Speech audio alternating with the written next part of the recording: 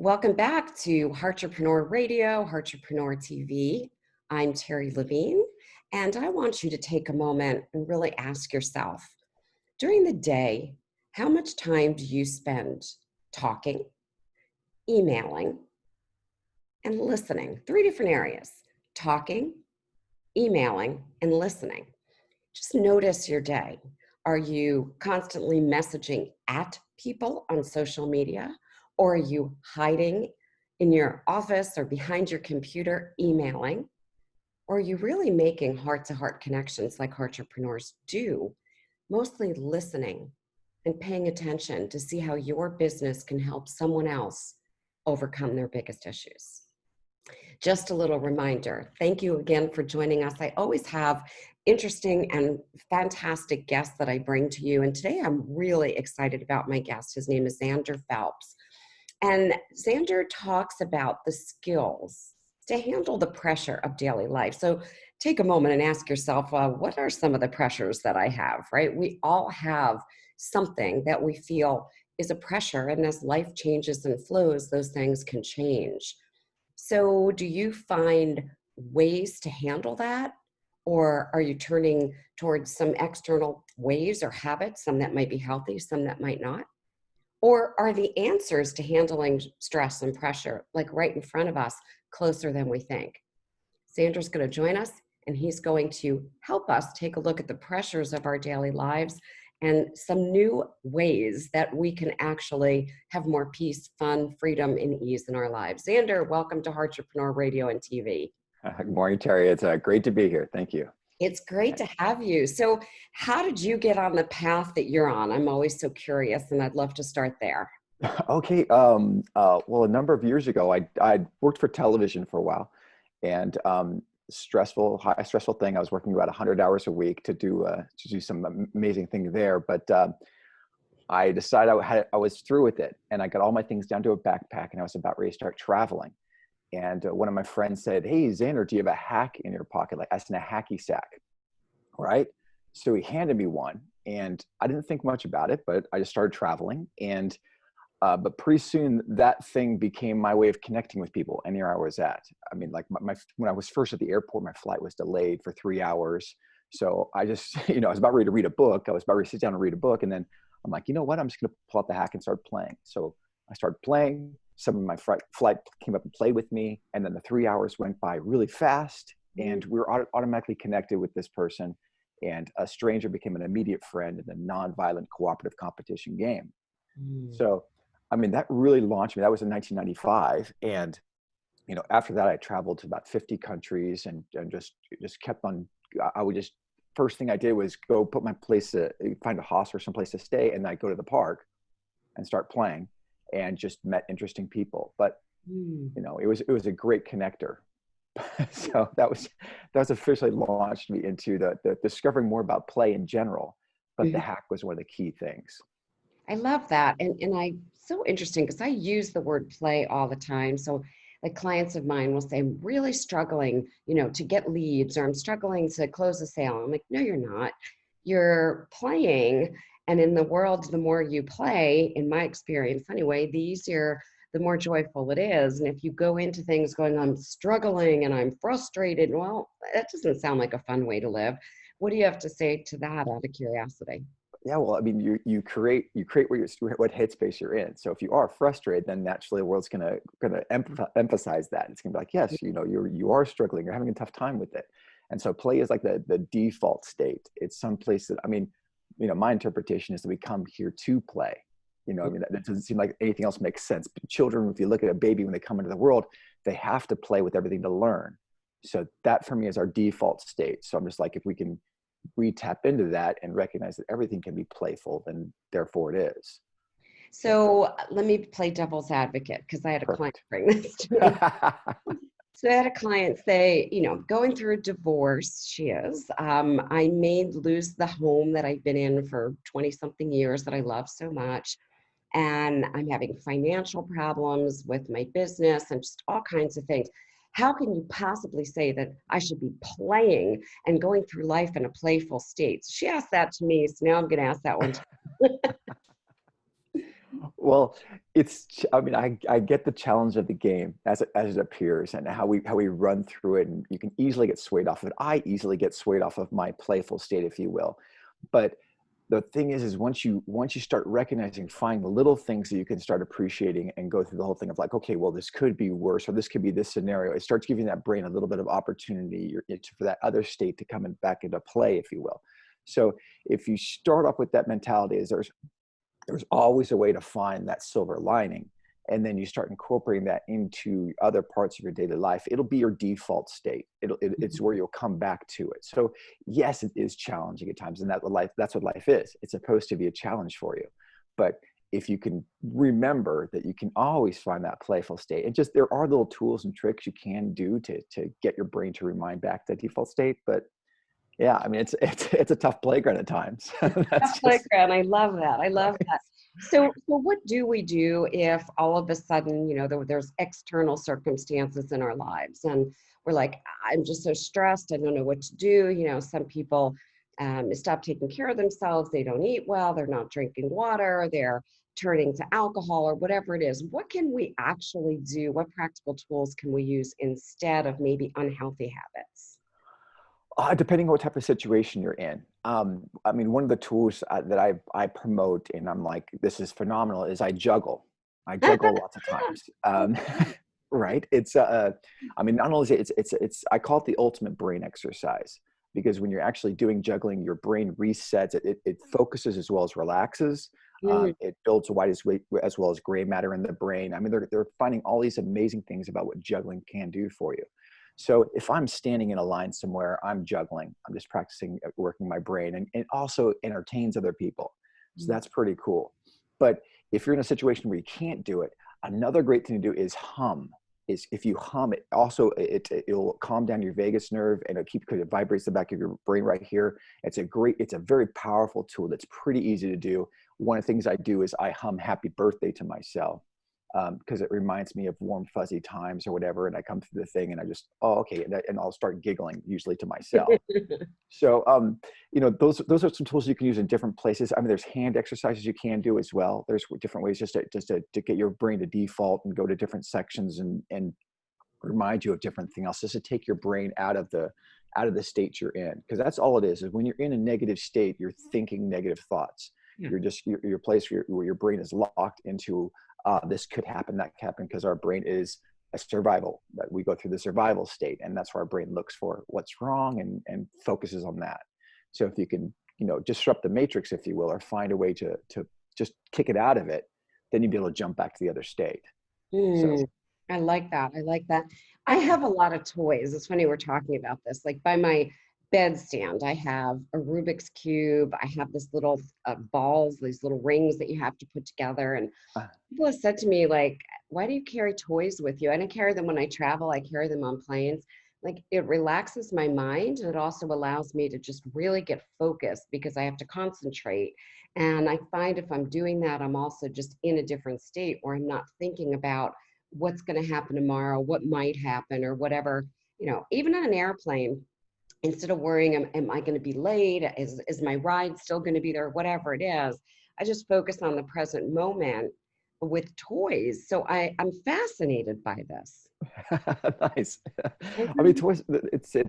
I mean, it's amazing. I mean, how significant toys can be and what they can do for our lives, just to remind us that everything is going to be okay. It literally, for me, it is that playful state. yeah. It's that state that, it brings us back to that moment that we are okay. It's not about the other scenarios that could possibly happen. If you're in playful right now, you're playful. So Hmm. toys are a great reminder. I mean, I always have hacks in my pocket, just because, like, they're always there. That I feel the little pressure on my leg, and it reminds me, you can play, you can play. So Mm, that was one of the most significant things after I got that hack and I played for 3 hours in the airport.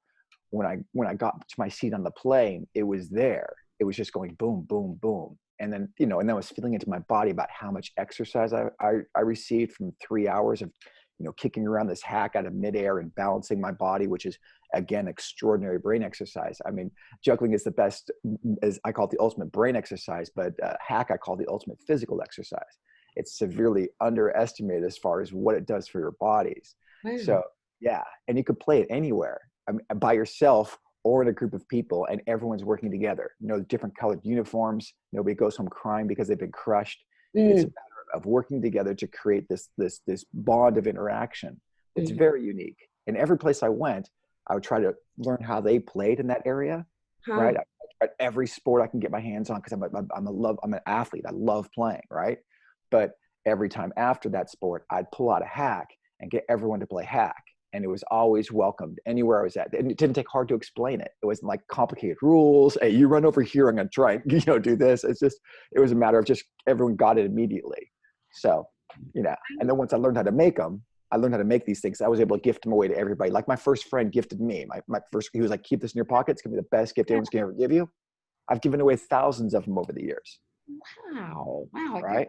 goosebumps. That's so cool. That's It's so it's so cool because then I compare it with the fisherman story, right? You give somebody fish, you feed them for a day, teach them how to make these things. You can give them a playful spirit all life. So that once you learn how to make them, you could put like happy birthday on it, Bobby, and give it to somebody, and you've made it for them, but you've also given them the ultimate play tool. So it's cool. something that they can use for their whole time. I mean, the ball is the ultimate play tool. It's not just for hacking or juggling. You can Right. throw them at something, play catch with each other. Great for babies because it's filled with hemp fabric and hemp seeds, so they can tease with it. So you put them in the freezer during a tough cutting time. They can bite into them and help like push on their own teeth. Really? So yeah, and they can squeeze it, which builds neuromuscular coordination and tactile senses, right? And then when you throw it at them, it won't hurt. So they can learn to catch, which is extraordinary for the brain. Is catching and learning how to catch and throw. Oh, yeah. So right. Yeah. So it's the gift that keeps on giving. Mm, So love, right. I Right. love that.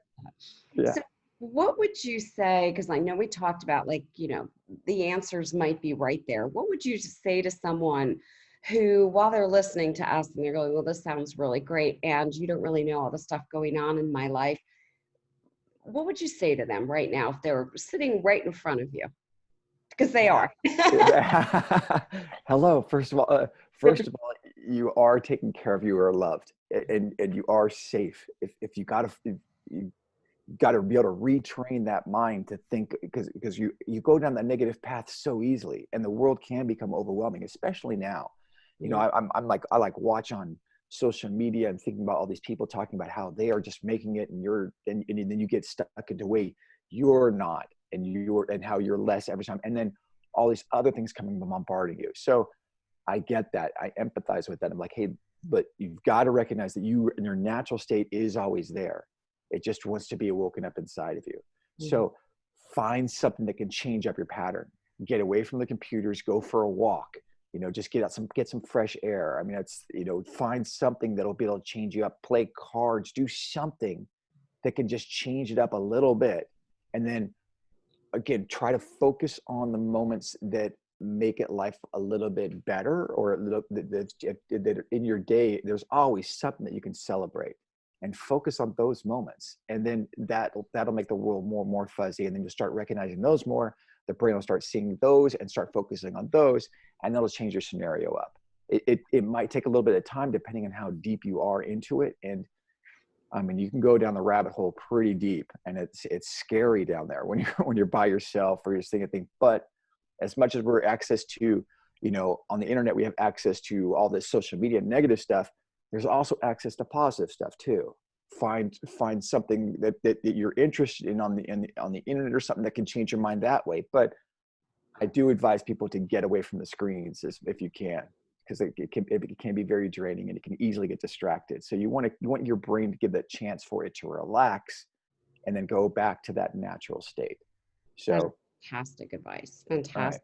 I teach my clients to ask themselves this one question over and over again, which is, what is working? So when it looks like everything in, your life is falling apart, you just go, well, what is working? And sometimes it could be something really small. I have food, I have air conditioning, I have clean water, I can look outside my window, whatever it is, that helps change the moment. And the other thing you mentioned is, there's always something to be grateful for. There's always something to celebrate. So it's shifting your focus. And I love how we're, not just using our brain and trying to, quote, move ourselves in a different way. you're giving us actual toys and tools and props. I love this. So who is a typical kind of person that you work with, and how do you help them? And definitely, how can people get in touch with you? You fascinate me. I'm so excited to meet you. You too, Terry. I mean, I work with all types of different people, depending on, I mean, if I've worked with young kids, I've worked with elderly, just because, even I had one guy who had Parkinson's disease, and I was starting to show him just how to even to squeeze the hack. He started to take one of them and squeeze it on one side, and he would squeeze on the other side, and he learned to toss it on one side and toss it on the other side, and then he was tossing it back and forth, and then he was starting to learn the tools of learning how to juggle. And he was explaining how much that made in his general lifetime. Like, it wasn't just specific with hand-eye coordination, but he found himself, he was like, things are becoming a little more clearer for me. It's pretty cool. And the exercises, I'm finding that I can focus on those, and it's just really helped me out in so many different ways. So, I'm going into schools and talking to them about the fundamentals of play and how we can, how it's so important that children can stay in that state, because the antithesis to work is not play. It's actually, if the more playful you can get, the more creative your mind can get, the more you can find different solutions, and the better you can focus. So it's a way of bridging those gaps. I mean, the whole premise of that play is something wrong. It's been a frustrating thing for me just to try and get across, and just go, no, the opposite. I mean, play is everything. If we can get to that point, you could do anything in a playful state. That's what's wonderful. So, I mean, I talk more about it. I mean, I'm trying to relaunch this in a whole other way, Terry, because I've been living it for a number of years. And then I've just started to get my whole focus together. I've just put together my website, which is hackido.org, hackido. I call it hackido.org. Because it was supposed to be Aikido, but then my brother's like, make it Hackido, right? It's brilliant. I saw, as soon right? as I saw the name, I'm like, that's brilliant. I love that. Yeah, my brother, I'm like, I'm also like, ooh, also supposed to hack I do. And he's like, yeah. So, because it's about, the tools are on there for people to download. You can download the stencil of how to make them.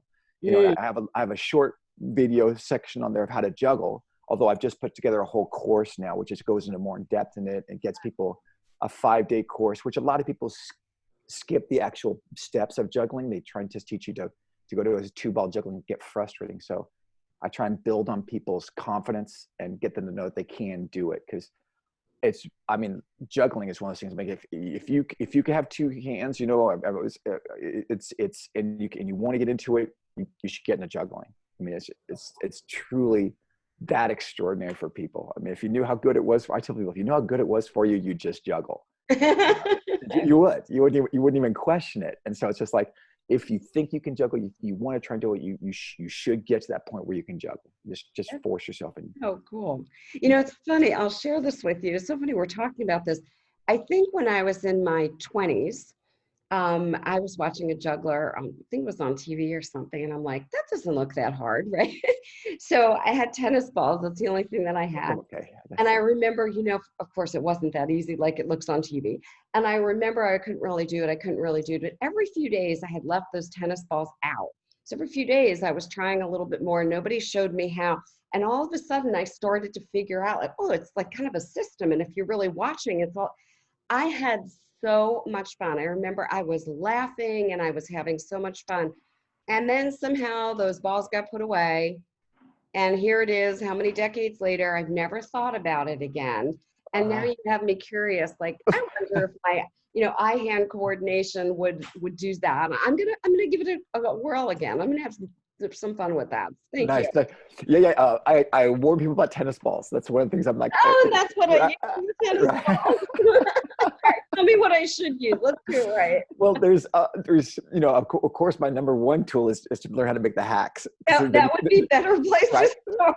But I mean, those take a little bit of time to make. I mean, but it's learning how to make the hacks. First of all, is an amazing brain exercise. That's step one. Because, okay. Because you're taking two-dimensional pieces and making a 3-dimensional object out of it.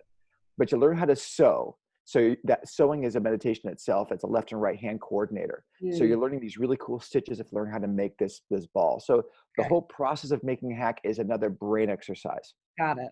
But start there. In the course, I teach people how to make juggling balls, pretty good juggling balls, just out of rice, paper bags, and balloons. And they're very quick to make.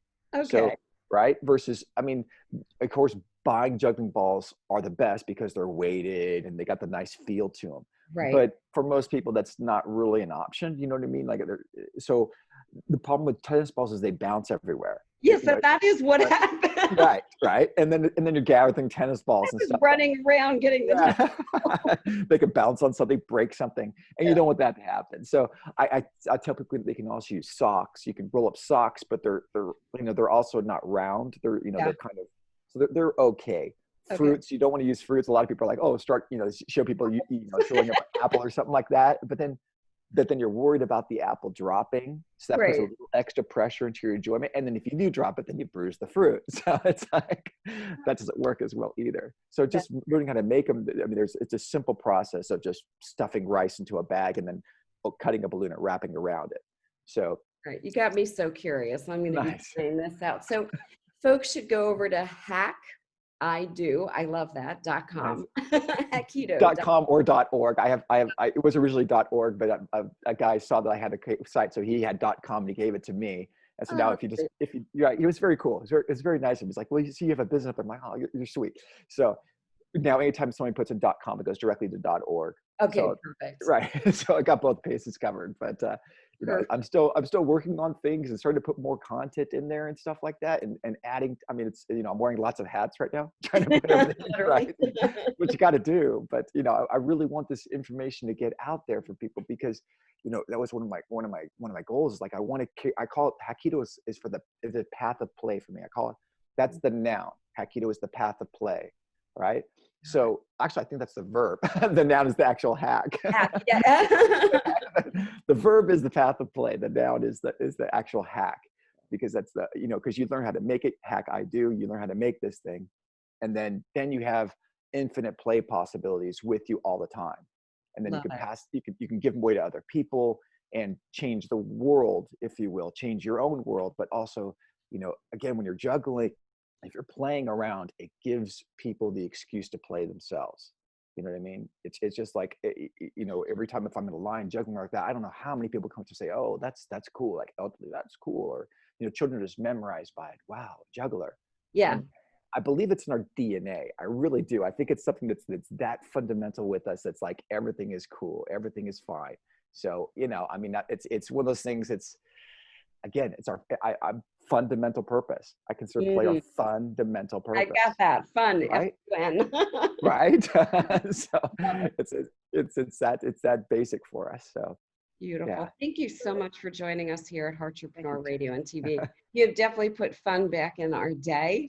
And we really need a diversion to look at how can we stay present in the moment, not so concerned about all these things in the future. And as we're here, just being more playful, enjoying our lives. Zander, you've been a delight. Thanks again for joining me here. So great to be here. Thank you so much for having me.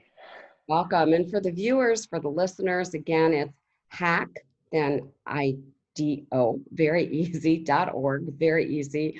And just take away something from today. What did you hear from Zander to help you lighten up? How did you maybe shift for a few moments, letting some pressure go?